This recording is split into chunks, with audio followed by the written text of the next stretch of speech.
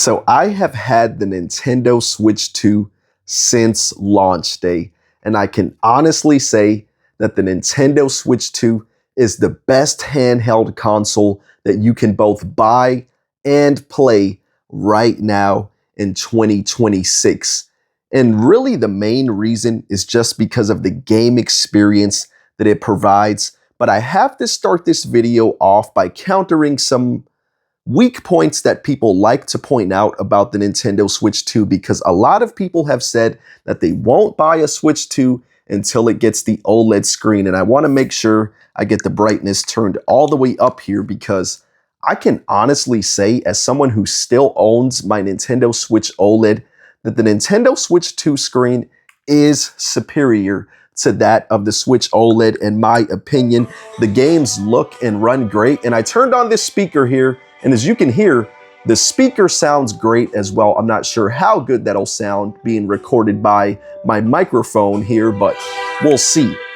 But the Nintendo Switch 2 screen looks really good, really vibrant. I've used it to play both 3D and 2D games. I haven't noticed the ghosting that some people have complained about, but the screen just looks phenomenal compared to the OLED, because of course it did get the resolution boost from going to 720 all the way up to 1080p. And don't get me wrong, I love the Nintendo Switch OLED screen and the OLED console in general, because the OLED does also help provide better battery life to the Nintendo Switch console as well. Unfortunately, I cannot dispute that weakness of the Switch 2.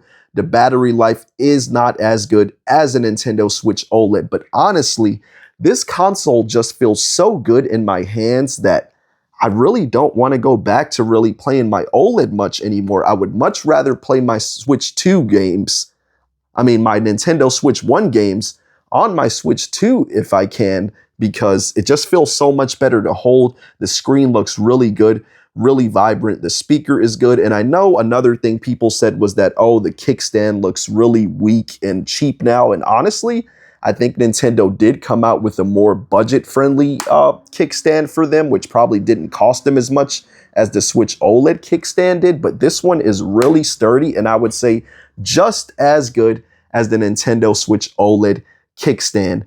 But I really want to talk about why the Nintendo Switch 2 is the superior place to play your handheld games on, because you get access to the entire Nintendo Switch library, because this console is backwards compatible. So that's a great thing right there, along with the fact that Nintendo has been giving us a lot of free and some paid Switch 1 upgrades that you can play on the Switch 2, and they just proved that by randomly dropping a free update for Donkey Kong Country Returns HD, which added content to both the Switch 1 and Switch 2 versions. And of course, you got the free Switch 2 upgrade with the resolution, the game share, and all that, which is really nice to have as well. So honestly, I know a lot of people have come out saying, oh, I'll never buy a Switch 2 because of the game key cards. But if you already have a huge Switch library, the Switch 2 is just making your library even better, and I truly believe that Nintendo is committed to bringing over all their big first-party hits to give them free or paid Switch 2 upgrades, which is going to make them run and look better than ever. So I really just can't imagine why anyone who has a massive Switch 1 library wouldn't want to upgrade to the Switch 2 and play their games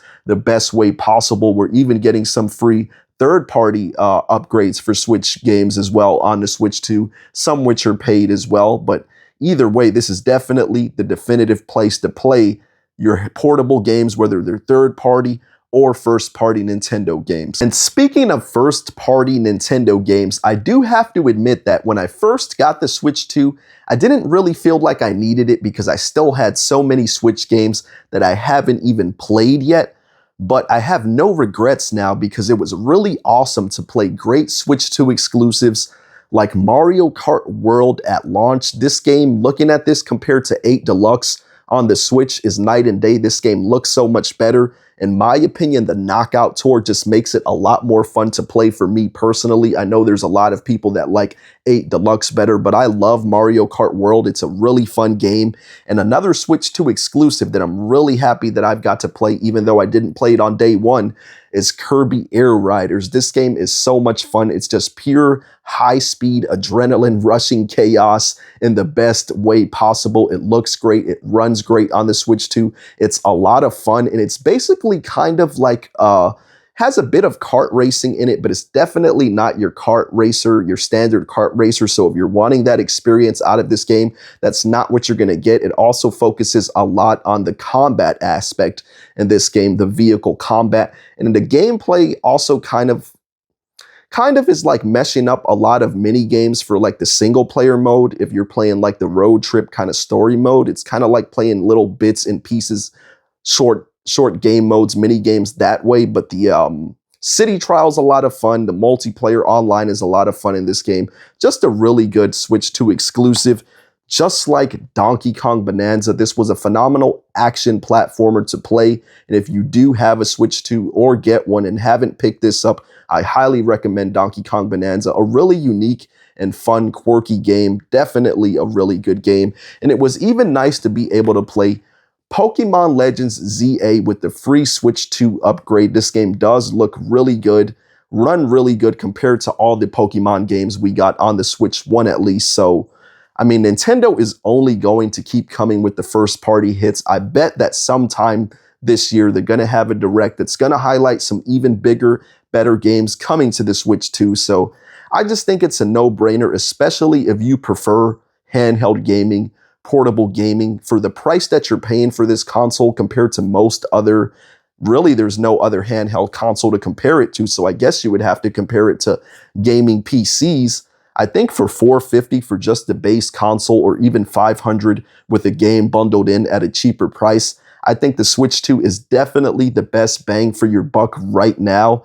And with big games on the way like Fire Emblem Fortune's Weave and whatever else is going to be announced this year, I think the library is only going to grow stronger and better than ever, along with the free Switch 2 and some paid Switch 2 updates to existing Switch games that we're going to get. It's just really exciting. You get the GameCube Classics online if you want to subscribe to that. Even the base, just Nintendo Switch Online subscription gets you so much with the classic NES games, Game Boy games, Super Nintendo games. There's just so much value with this console, even though some people like to bring up, oh, $80 games now, the console's too expensive. Honestly, if you really compare it to these gaming PCs that are on the market, the Switch 2 is really giving you the best bang for your buck right now.